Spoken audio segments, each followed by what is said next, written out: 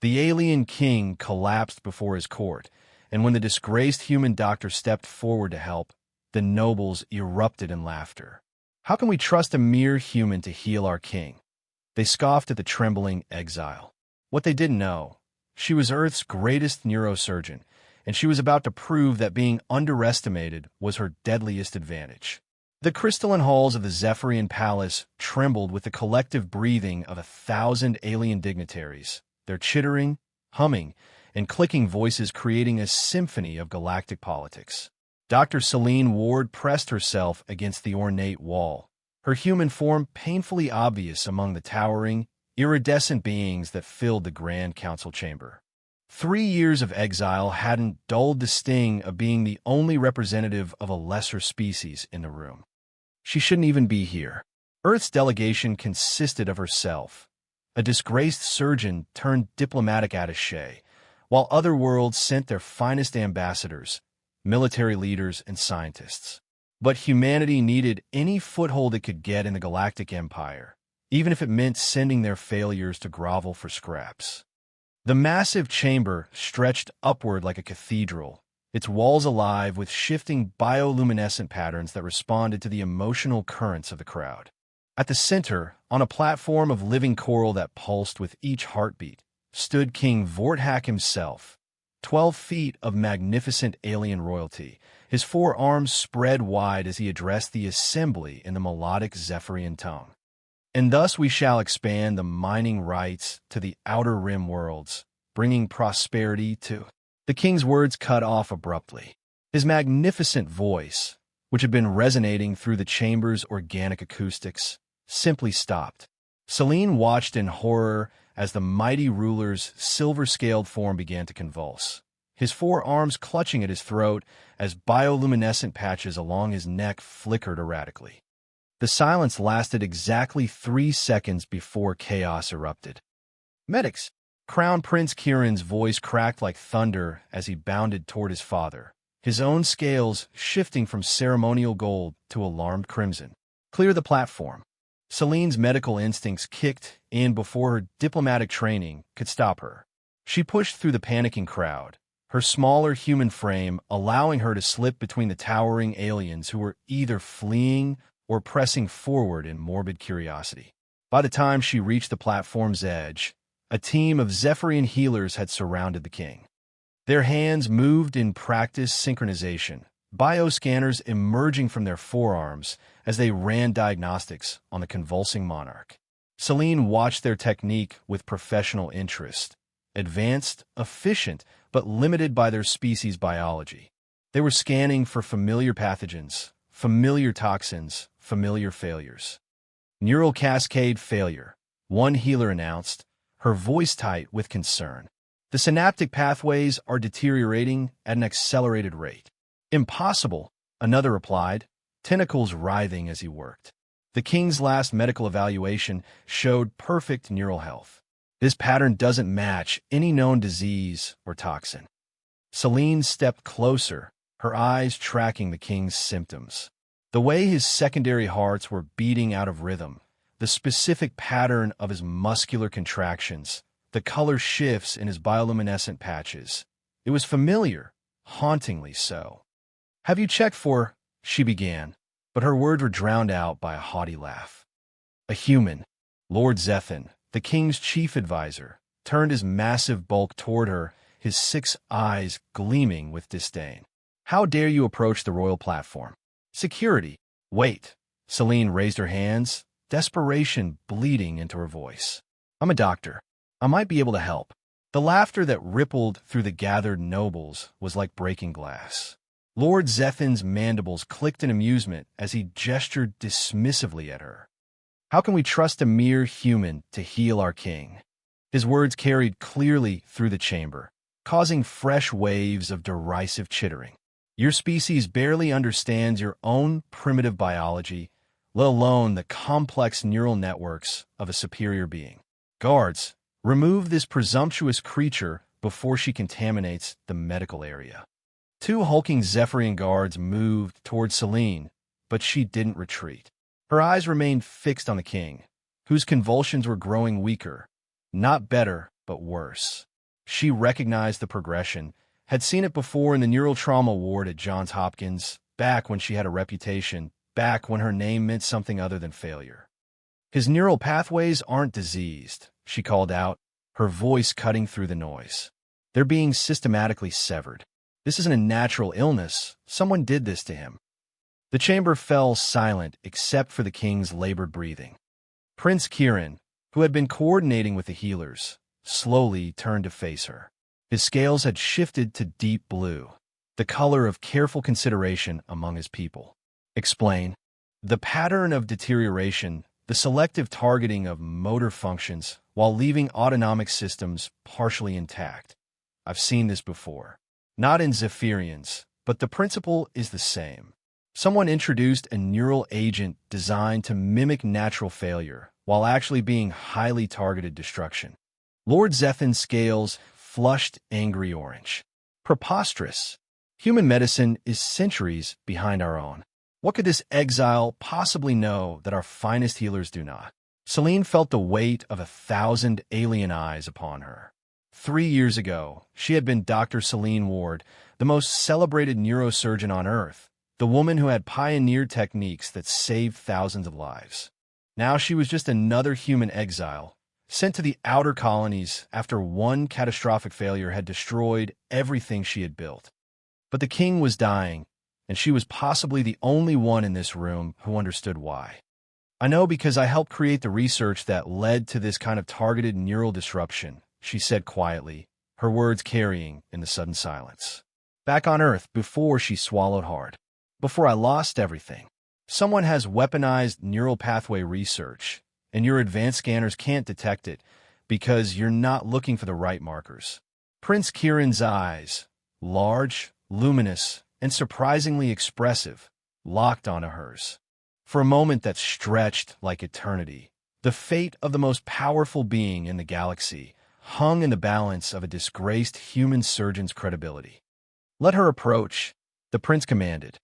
The nobles erupted in protest, but his voice cut through their objections like a blade. My father is dying, and your methods are failing. If there's even a chance this human is right, I will take it. As Celine stepped onto the royal platform, feeling the bioresponsive coral adjust her foreign footsteps, she caught something in Prince Kieran's expression that made her pause. It wasn't just desperation or hope. It was recognition. He knew something about her that the others didn't, something that made her presence here less coincidental than she had assumed. But there was no time to process that revelation. The king's breathing was growing shallower, and she had perhaps minutes to prove that a mere human could succeed where the galaxy's finest had failed. The real question wasn't whether she could save the king. It was whether she could save herself from the truth about why she was really here. The bioresponsive coral beneath Celine's feet pulsed with an alien rhythm as she knelt beside the dying king. His massive form dwarfed her, but she had operated on giants before, metaphorically speaking. Every surgery was a battle against impossible odds. Your Majesty, she whispered, placing her hand on his scaled forehead. The skin was burning hot, far beyond normal Zephyrian temperature. I'm going to help you. Lord Zethan's voice boomed across the platform. This is madness. Prince Kieran, you cannot seriously consider allowing this exile, to touch our king. Celine looked up at the assembled nobles, their scales shifting through spectrums of anger, fear, and disgust. She had seen these expressions before, in boardrooms and hospital corridors, when she had been forced to explain the unexplainable. I am Dr. Celine Marie Ward, she announced, her voice steady despite the trembling in her hands. 3 years ago, I was the chief of neurosurgery at Johns Hopkins Hospital on Earth. I pioneered the Ward technique for neural pathway reconstruction. I performed over 2,000 successful brain surgeries, including separating conjoined twins who shared critical neural tissue. The chittering laughter started low and built to a crescendo of mockery. The Ward technique? Lord Zethan's mandibles clicked in amusement. Never heard of it. Probably some primitive butchery your species calls medicine. I held the Galactic Medical Innovation Award, Celine continued, ignoring the derision. I was invited to speak at the Centauri Medical Conference. I've saved lives across 3 star systems. "Then why?" hissed Lady Vex, her serpentine form coiling closer. "Are you here in exile, playing diplomat instead of practicing this supposedly legendary medicine?" The question hit like a physical blow. Celine's composure cracked, and for a moment, she was back in that operating room, watching everything fall apart. "Because I killed someone," she whispered, the words barely audible above the king's labored breathing. "A child, 7 years old, Timothy Chun. He was brilliant, a prodigy. His parents brought him to me because a tumor was destroying his genius, and I promised I could save both his life and his mind." The chamber fell silent except for the king's weakening vital signs displayed on the Zephyrian medical equipment. The surgery was perfect. Celine's voice grew stronger, driven by old pain. "Textbook removal, clean margins, 0 complications. But I miscalculated.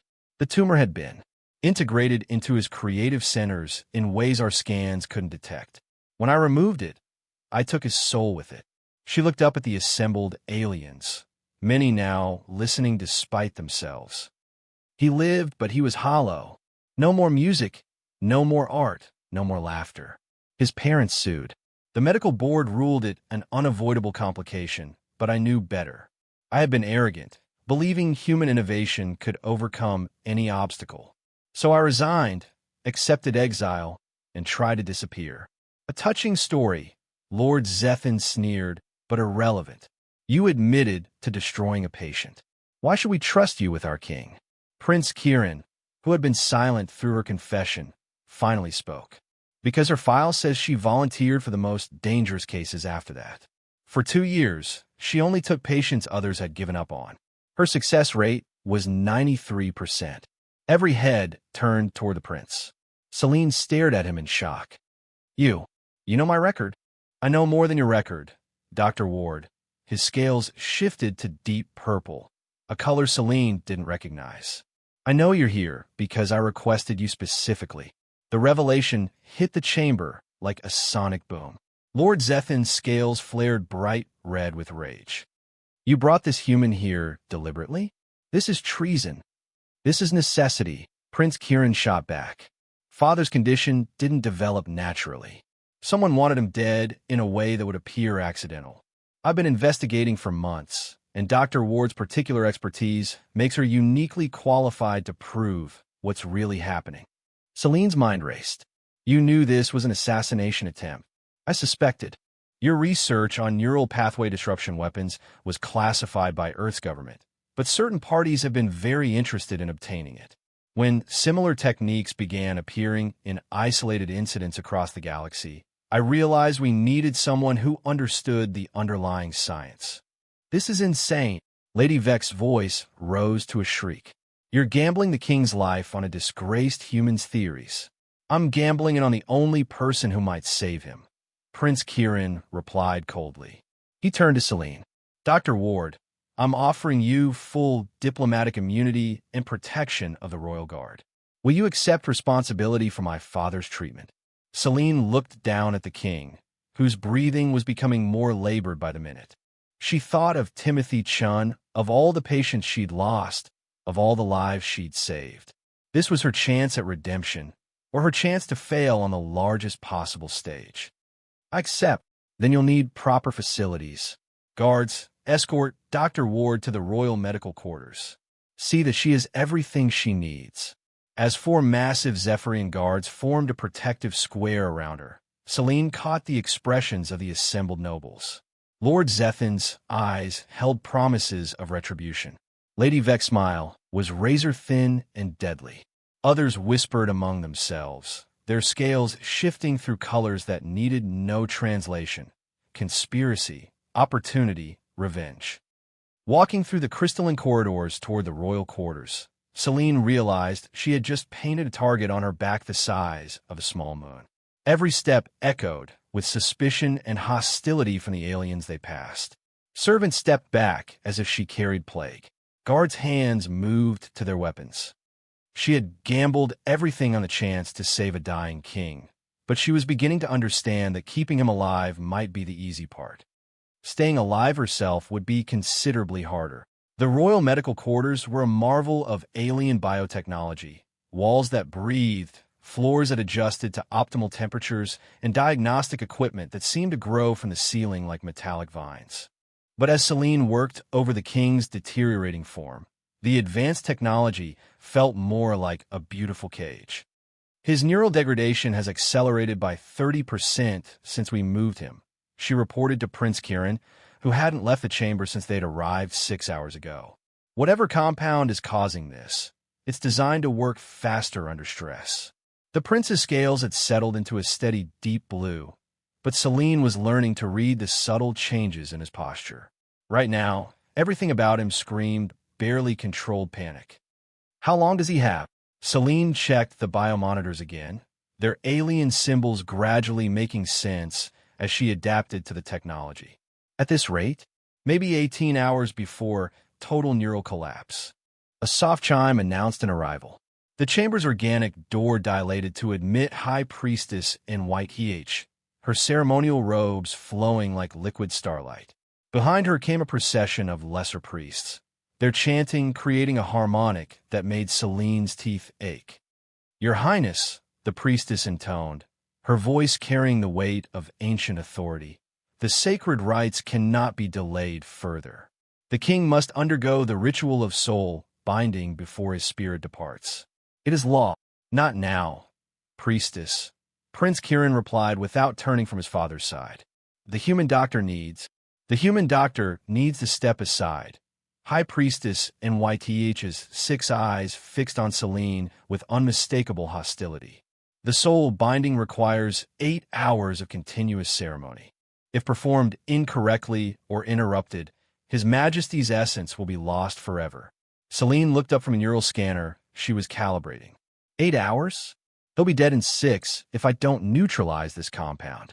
Then his soul will find peace in the eternal realm, as is proper. The casual dismissal of the king's life sent ice through Celine's veins. She studied the priestess more carefully. The way her scales remained perfectly controlled, showing no emotional fluctuation. The way her gaze lingered on Prince Kieran rather than the dying king. "Priestess," Prince Kieran's voice carried a warning. "My father's recovery takes precedence over ritual."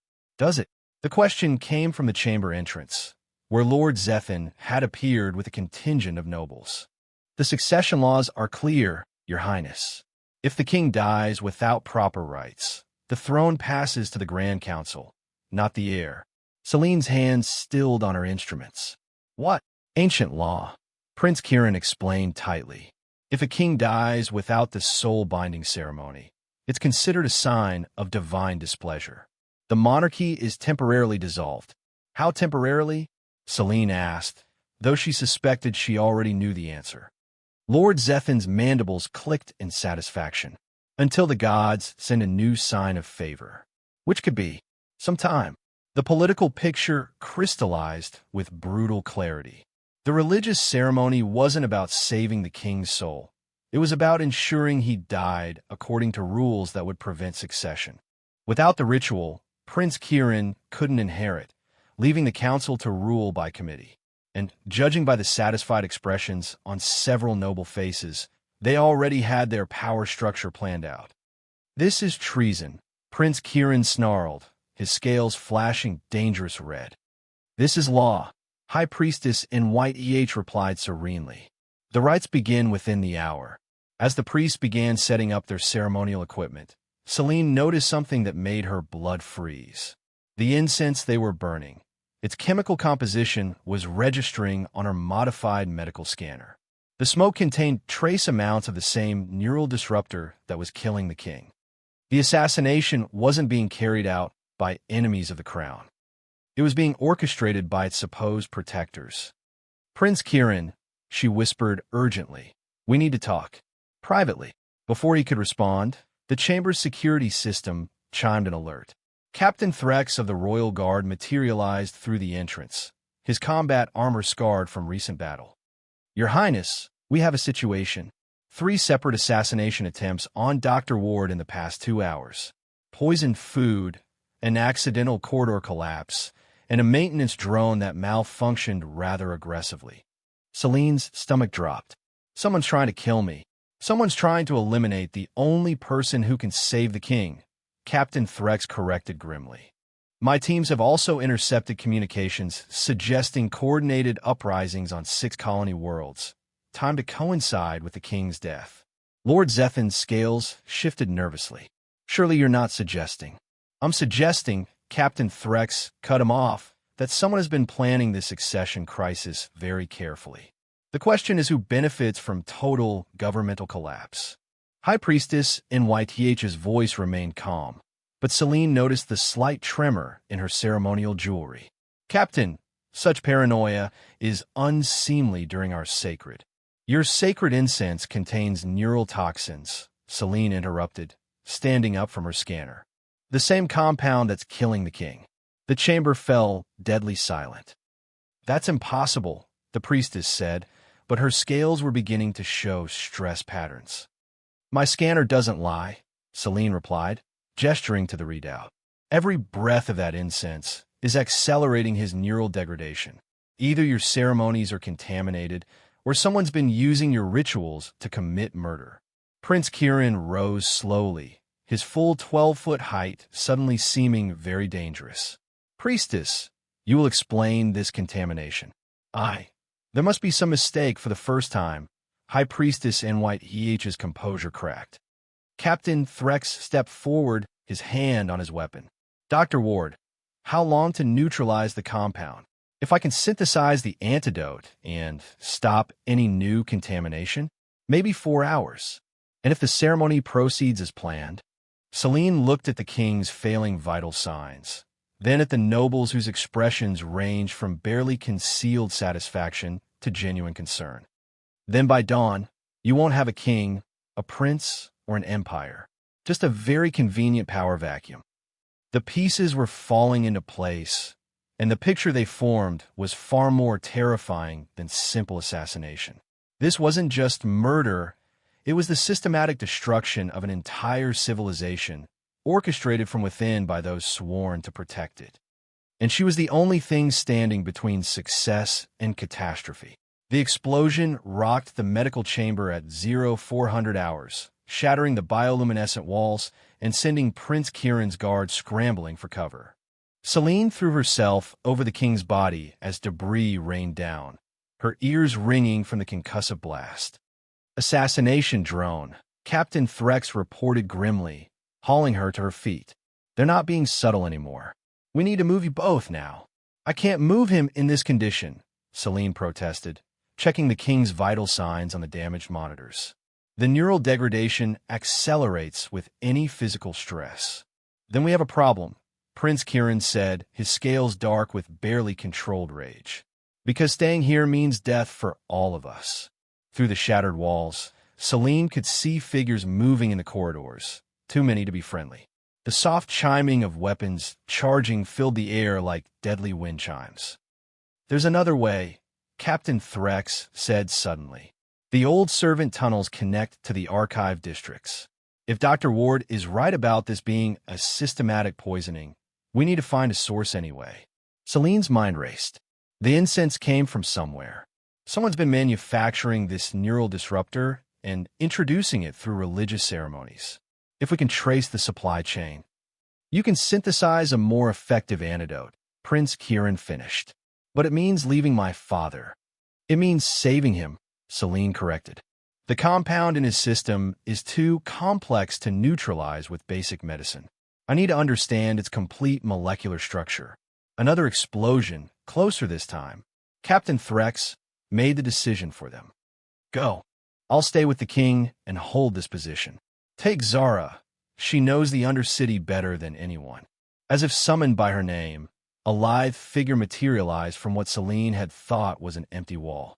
Zara was unlike any Zephyrian Celine had encountered. Smaller, faster, with scales that seemed to shift not with emotion, but with her surroundings. Tunnel Runner, Zara said by way of introduction, her voice carrying a street accent that contrasted sharply with the noble dialect Celine had grown accustomed to. I can get you to the archive district, but it won't be pleasant. The servant tunnels were a cramped nightmare of organic conduits that pulsed with the palace's circulatory systems. Celine crawled through passages barely wide enough for her human frame, following Zara's rapidly shifting form through the darkness. "Why are you helping us?" Celine whispered as they paused at a junction. "Because the king once pardoned my brother for stealing food during the famine years," Zara replied. "Royal mercy shouldn't die with politics." They emerged into the archive district through a maintenance shaft, the gleaming palace towers now distant spires against the alien sky. The streets buzzed with activity despite the early hour. Vendors setting up stalls, transport pods humming overhead, and the constant thrum of a city that never slept. The ceremonial quarter. Zara pointed to a cluster of ornate buildings. That's where the priesthood sources their ritual materials. But as they moved through the marketplace, Celine noticed they weren't alone. Figures in dark robes moved parallel to their path, always staying just at the edge of vision. When Zara suddenly pulled her into an alley, she understood why. "Assassins," Zara hissed. "6 of them, professional grade. Someone really wants you dead." The attack came from above, a figure dropping from the building's organic overhang with weapons that hummed with lethal energy. Celine dove left as Zara spun right, producing blades that seemed to grow from her forearms. The fight was brutal and brief. Zara moved like liquid lightning, her tunnel runner training evident in every dodge and strike. But when the last assassin fell, she was bleeding from multiple wounds. "I'm fine," she gasped before Celine could check her injuries. "But we need to move. More will come." They reached the archive of sacred texts as the first sun was rising, its crystalline spire casting rainbow shadows across the district. The elderly keeper, Archivist Kef, initially refused them entry until Zara mentioned Prince Kieran's authorization. "Ceremonial incense records," Celine said urgently as they descended into the archive's bioluminescent depths. "I need to know who's been supplying the temples, going back 6 months." What they found chilled Celine to the bone. The supply contracts were all changed 4 months ago. Archivist Kef wheezed, his ancient scales dim with age. Previously distributed through 17 different suppliers, now consolidated to a single source, Nexus Biochemical. Zara's scales shifted to alarmed yellow. "Never heard of them." "Neither had I," the archivist admitted. "But they came with highest-level endorsements, religious approval, noble backing, even a recommendation from—" He paused, checking his records again. "From whom?" Celine pressed. "High Priestess NYTH herself." The conspiracy was deeper than they'd imagined. But as they delved further into the archives, accessing shipping manifests and chemical compositions, an even more disturbing picture emerged. "Look at this," Celine said, pointing to a molecular diagram. "The neural disruptor isn't just designed to kill Zephyrians. It's specifically engineered to be undetectable by Zephyrian medical equipment." Zara leaned closer. "What does that mean?" "It means whoever created this knows both Zephyrian biology and the limitations of your technology intimately." This level of sophistication, Celine's voice trailed off as the implications hit her. This wasn't just political assassination.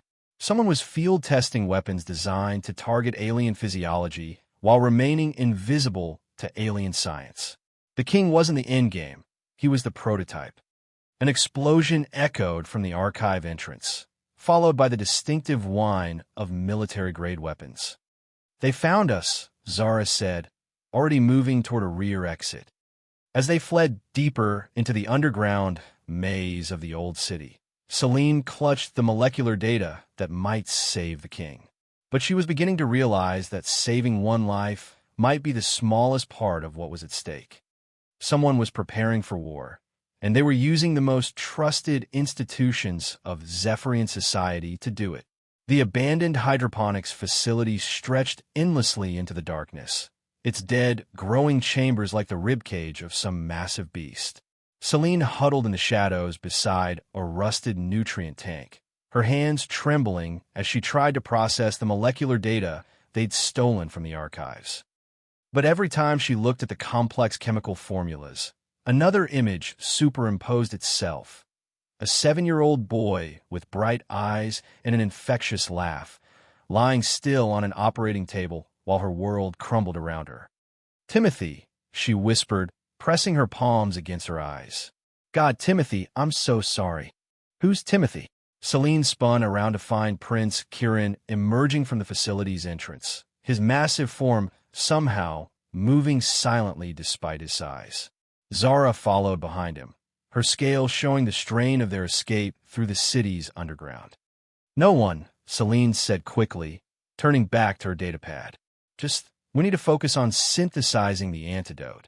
The molecular structure is more complex than I initially thought." But her hand was shaking too badly to work the controls properly. The pad slipped from her fingers, clattering against the metal floor. Prince Kieran settled beside her, his presence surprisingly comforting despite his alien nature. "Dr. Ward, you've been pushing yourself for 18 hours straight. When did you last sleep?" "Sleep is a luxury your father doesn't have," she replied, reaching for the datapad. But instead of giving it back, Prince Kieran held it out of reach. "Talk to me about Timothy." The name hit her like a physical blow. Celine closed her eyes, and suddenly she was back in that operating room, the smell of antiseptic and fear thick in the air. "He was 7 years old," she said quietly, "a musical prodigy, could compose symphonies in his head, play 6 instruments by ear. His parents called him their little Mozart, but there was a tumor growing right in the creative centers of his brain." Prince Kieran listened without interruption, his scales shifting to soft, empathetic colors. "The surgery was perfect. Textbook removal, clean margins, no complications. I was so proud. I'd saved a genius, preserved one of humanity's greatest gifts." Celine's voice cracked. "But when Timothy woke up, he was gone. Not dead, just empty. He couldn't hear music anymore, couldn't create, couldn't even understand why he had ever loved it." The tears came then, hot and bitter. His parents tried to be grateful that he was alive, but I saw it in their eyes. They looked at me like I'd murdered their real son and left them with a hollow shell. "Is that why you accepted exile?" Prince Kieran asked gently. Celine nodded. "Earth's medical board ruled it an unavoidable complication, but I knew better. I'd been arrogant, thought I could save everything. Afterwards, I only took the impossible cases, the ones other doctors had given up on. If I was going to play God with people's lives, at least let them be lives that were already lost." "And your success rate with those impossible cases?" 93%, she whispered. "But Timothy still haunts every surgery. Every time I pick up a scalpel, I see his face. I hear his mother crying in the hallway." Prince Kieran was quiet for a long moment. When he spoke, his voice carried a weight that made Celine look up at him. "My younger sister, Lyra, was born with a genetic defect that should have killed her within hours. Zephyrian medicine had no cure. Our healers told my parents to let her die peacefully, but my father refused to give up." Celine wiped her eyes, focusing on his words. "He searched the galaxy for alternatives, eventually finding a human doctor who specialized in impossible pediatric cases. Dr. Sarah Chun, Timothy's mother." The revelation hit Celine like lightning. What? "Dr. Chin operated on my sister using techniques she developed after her son's tragedy. Lyra lived, thrived, and grew up to become one of our greatest engineers. The irony wasn't lost on any of us. Timothy's sacrifice, through his mother's grief-driven innovation, saved alien lives his own species had never met." Celine stared at him, her mind reeling. "Do you understand what I'm telling you, Dr. Ward? This isn't just about saving my father. It's about proving that human medicine, human innovation, human determination has value in this galaxy. Every noble who mocks your species, every official who dismisses humanity as primitive, they're watching right now." Prince Kieran gestured toward the datapad. "If you fail, they'll use it as proof that humans don't belong among the advanced races. If you succeed, you change everything, not just for my family, but for yours." Zura, who had been quietly standing guard, spoke up. "The prince is right." Words already spreading through the underground. The human who challenged the court, who faced down the priesthood. People are talking. What kind of talking? Celine asked. The good kind, Zara replied, her scales showing cautious optimism. The colonies have been restless for years, tired of being treated as expendable. They see a human standing up to the power structure, and they're starting to hope. Prince Kieran leaned closer. Dr. Ward, Celine, Timothy's tragedy doesn't define your worth. Your response to it does. You could have quit medicine entirely, but instead you dedicated your life to saving the unsavable. That's not penance. That's heroism. For the first time in 3 years, Celine felt the crushing weight of guilt lift slightly from her shoulders. She picked up the data pad with steady hands. The antidote, she said, her voice stronger. I need to understand why this compound specifically targets Zephyrian neural pathways while remaining undetectable to your scanners. As she worked, she felt something she hadn't experienced since Timothy's death. Confidence. Not the arrogant certainty that had led to her downfall, but the quiet assurance that came from purpose. She was going to save the king, and in doing so, she might finally save herself. The chemical signature led them deeper into the city's forgotten sectors, where the buildings grew older and the architecture shifted from elegant bioengineering to crude industrial functionality. Zara guided them through maze-like alleys that reeked of industrial waste and desperate poverty. Nexus Biochemical should be just ahead, she whispered, consulting the address from the archive records. But what they found wasn't a legitimate facility. Hidden beneath a crumbling warehouse, accessible only through a maintenance tunnel that had been cleverly disguised, was a laboratory that made Celine's blood run cold. The space was vast, filled with equipment that seemed to blend the worst aspects of alien technology with something disturbingly familiar. Rows of cultivation tanks lined the walls, each containing swirling clouds of microscopic activity that pulsed with their own bioluminescence. This isn't a chemical lab, Celine breathed, approaching one of the tanks. It's a nanotech facility. Prince Kieran's scales shifted to alarmed yellow. Nanotechnology was banned under galactic treaty after the Proxima disasters. The molecular replicators nearly consumed 3 entire worlds. Apparently someone didn't get the memo, Celine muttered, examining the cultivation readouts. The technology was sophisticated beyond anything she'd seen, but the underlying principles were hauntingly familiar. These aren't just nanobots. They're designed specifically to target neural tissue. Zara had found a control console and was scrolling through production logs. Look at this. They've been manufacturing these things for over a year, but the deployment only started 4 months ago. Right when the supply contracts changed, Prince Kieran realized. Celine studied the molecular diagrams displayed on the lab screens, her medical training allowing her to decode the alien notation. What she saw made her stomach turn. This is brilliant and horrifying, she said. The nanobots are programmed to mimic natural neural degradation, but they're actually systematically dismantling specific brain structures. They target the areas responsible for leadership, decision-making, and crisis response. Turning victims into puppets, Prince Kieran said grimly. Worse, turning them into corpses, but slowly enough that it looks like natural causes. Celine pulled up another screen. But here's the terrifying part. These nanobots are designed to be completely invisible to Zephyrian medical scanners. They match your biosignatures perfectly. How is that possible? Because whoever built this knows Zephyrian physiology better than Zephyrians do. Celine's hands flew across the controls, accessing deeper files. They've mapped every major organ system, every cellular structure, She stopped cold. The file she just opened contained detailed biological scans of dozens of Zephyrian subjects. But these weren't medical records. They were experimental data. Prince Kieran, she said slowly, how many unexplained deaths have there been in the nobility over the past year? His scales darkened. 17. All attributed to various natural causes. Heart failure, neural disorders, systemic collapse. They weren't natural. Celine gestured to the screen. They were test subjects. Someone's been perfecting this weapon using your own people. A new voice cut through the laboratory's humming machinery. Very perceptive, Dr. Ward. Though you're still missing the most important piece. They spun to find High Priestess in white emerging from the shadows, but she wasn't alone. A dozen robed figures surrounded them, weapons humming with lethal energy. Her ceremonial garments were gone, replaced by the practical garb of a scientist. You, Prince Kieran snarled, his massive form coiling for attack. You're behind this. Behind it.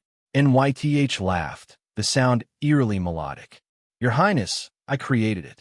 Every nanobotic strain, every delivery mechanism, every beautiful moment of your father's slow demise. Celine found her voice. Why?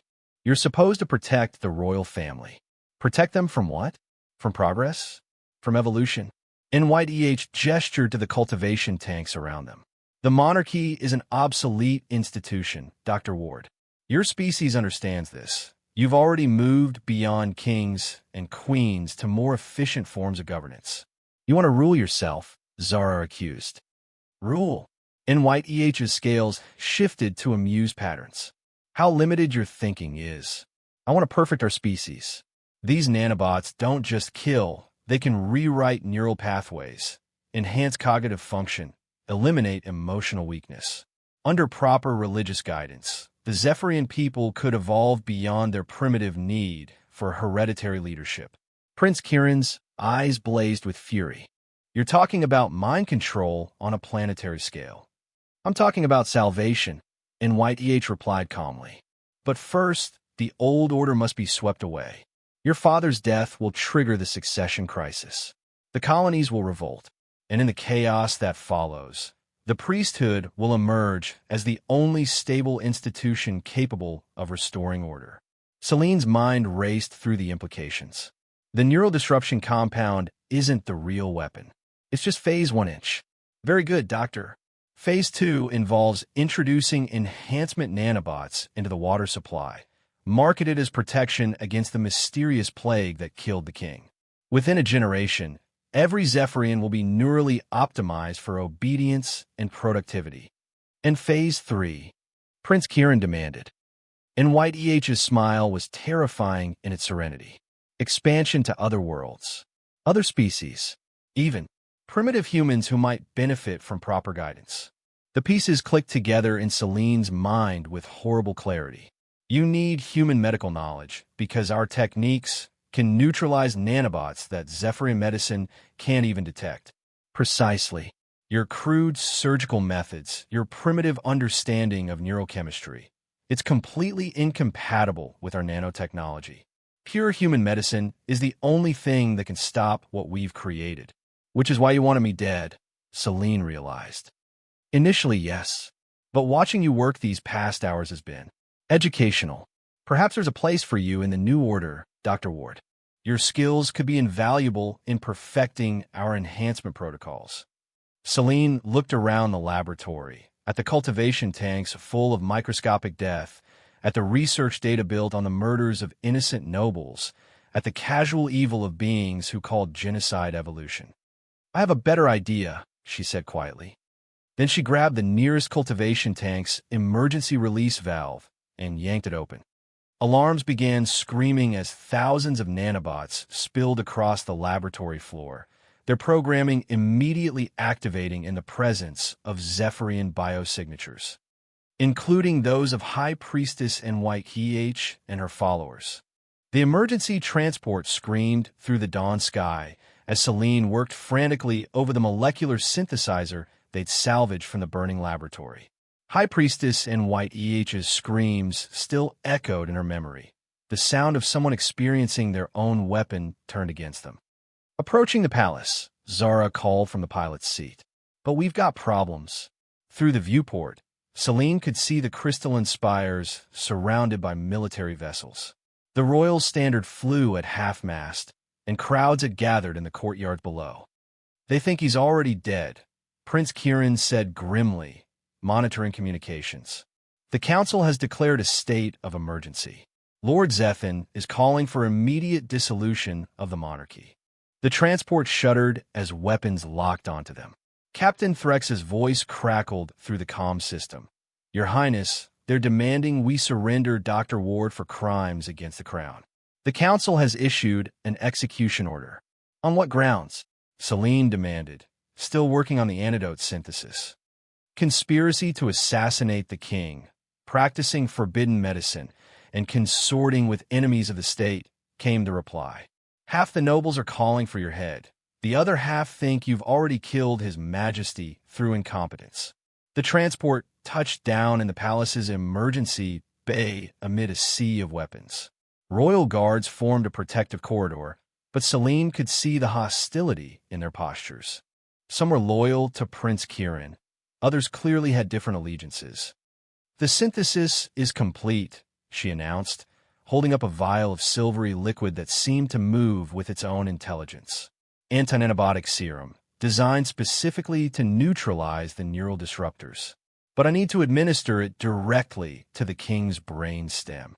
Brain surgery, Prince Kieran said, in front of the entire court. It's the only way. The nanobots have created neural blockages that can only be cleared through direct intervention. Miss by a millimeter, and I'll kill him instantly. They fought their way through corridors filled with angry nobles, weeping servants, and soldiers whose loyalties shifted with each passing moment. The royal medical chamber had been transformed into an amphitheater, galleries filled with witnesses, recording devices capturing every angle, and an execution platform prepared for when Celine inevitably failed. Lord Zethan stood at the chamber's center, his scales blazing with righteous authority. Citizens of the Empire, you witness here the final act of human arrogance, a primitive alien attempting to practice medicine on our dying king. The crowd's roar was deafening. Through the chaos, Celine spotted familiar faces in the galleries, surviving members of the priesthood, their expressions ranging from terrified to vindictive. Some had been part of NYTH's conspiracy, others were merely caught in the aftermath. Dr. Ward, Lord Zethan continued, you stand accused of conspiracy, murder, and practicing forbidden surgical techniques. Do you have anything to say before we proceed with your execution? I have something to do first, Celine replied, moving toward the king's still form. I'm going to save his life. The crowd erupted in jeers and threats, but Prince Kieran's guards held the line. Captain Threx himself stood at the operating table, his weapon drawn. Anyone who interferes with the procedure will answer to me personally, the captain announced. Celine examined her surgical tools, primitive by human standards, alien and unfamiliar in her hands. The Zephyrian instruments were designed for beings with 4 arms and natural biointegration. For a human surgeon, they might as well have been medieval torture devices. I'll need to work manually, she told Prince Kieran. No bioassistance, no neural linkage. Just my hands and my training. Can you do it? Celine looked down at the king's massive head, the neural access points barely visible beneath his scaled skin. One wrong move would sever his spinal cord. Too shallow, and she'd miss the nanobotic clusters entirely. Too deep, and she'd destroy the very brain center she was trying to save. Timothy, she whispered, invoking the memory not as a source of guilt, but as a reminder of why precision mattered. I won't fail again. The operation began as the Empire watched. Celine's hands moved with practiced precision, each cut deliberate and controlled. The king's alien physiology was similar enough to human neural structure that her training applied, but different enough that every decision required split-second adaptation. Neural pathway accessed, she announced for the recording devices. Beginning nanobotic extraction. Through the magnified display screens, the audience could see the microscopic invaders, silver threads woven through the king's brain tissue like parasitic jewelry. Celine's instruments moved with impossible delicacy, teasing each nanobotic cluster free without damaging the surrounding neurons. She's actually doing it, someone in the gallery whispered. But Lord Zethan wasn't finished. Guards, arrest this human for defiling the royal body. The soldiers moved forward, but Captain Threx stepped into their path. I serve the crown, not the council. While the king lives, his heir's authority stands. The king is dying, Lord Zethan roared. This primitive butchery is working, Prince Kieran interrupted, pointing to the monitors. Look at his neural activity. It's increasing. Celine continued working, her world reduced to microscopic precision and absolute focus. Each nanobotic cluster required individual extraction, each one a potential death trap if handled incorrectly. Sweat beaded on her forehead as she navigated the alien brain tissue. "Final cluster," she announced. "This one's wrapped around the central nervous relay. If I damage it, you won't," Prince Kieran said quietly. "I have faith in human medicine." With movements that seemed to defy physics, Celine teased the last nanobotic cluster free from the king's neural pathways. The monitoring equipment showed immediate improvement, brain activity spiking, neural connections re-establishing, vital signs strengthening. The king's eyes opened. The amphitheater fell silent as Vorthak, ruler of the Zephyrian Empire, slowly sat up and looked directly at the human surgeon who had just saved his life. "Dr. Ward," he said, his voice weak but unmistakably royal, "I believe we have much to discuss." King Vorthak's voice, though weakened by his ordeal, carried the unmistakable authority of absolute power.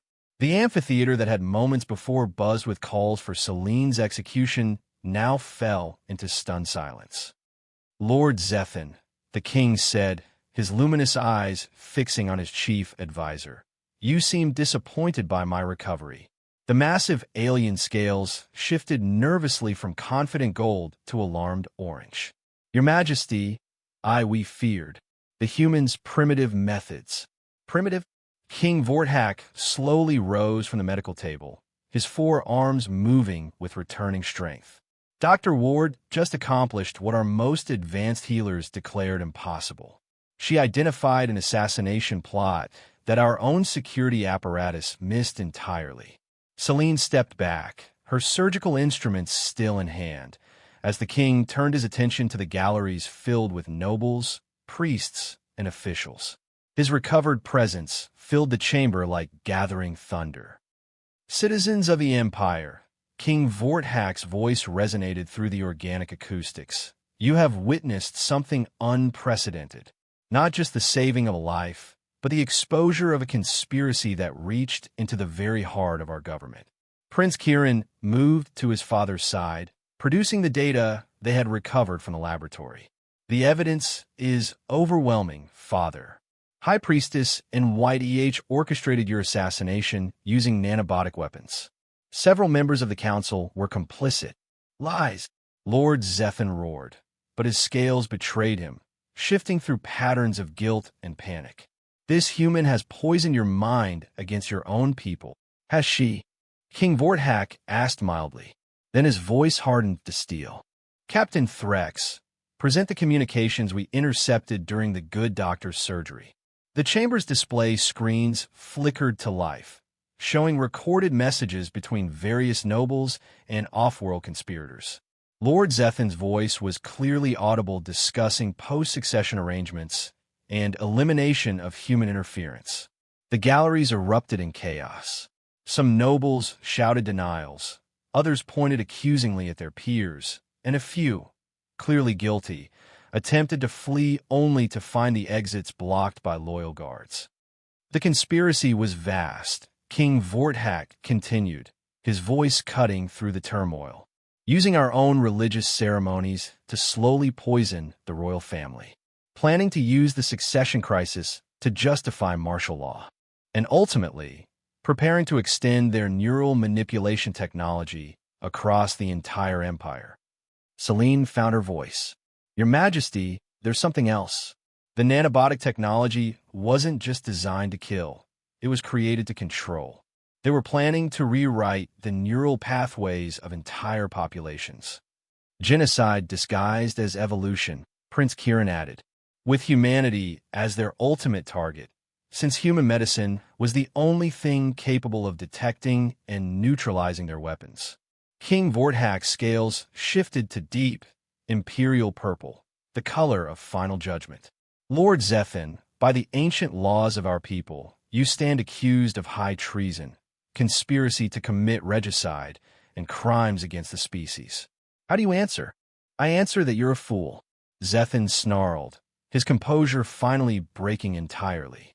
Humanity is a plague that will contaminate our pure bloodlines. Their primitive medicine, their chaotic emotions, their pathetic weakness. They have no place among the advanced races. And yet, King Vorthak said quietly, "A human doctor just saved my life when the finest Zephyrian healers failed. A human surgeon exposed a conspiracy that our most sophisticated intelligence networks missed. A human woman risked everything to protect an alien king she had no obligation to serve."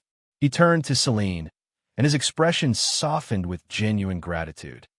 "Dr. Celine Ward, by the authority vested in me as ruler of this empire, I name you royal healer to the crown.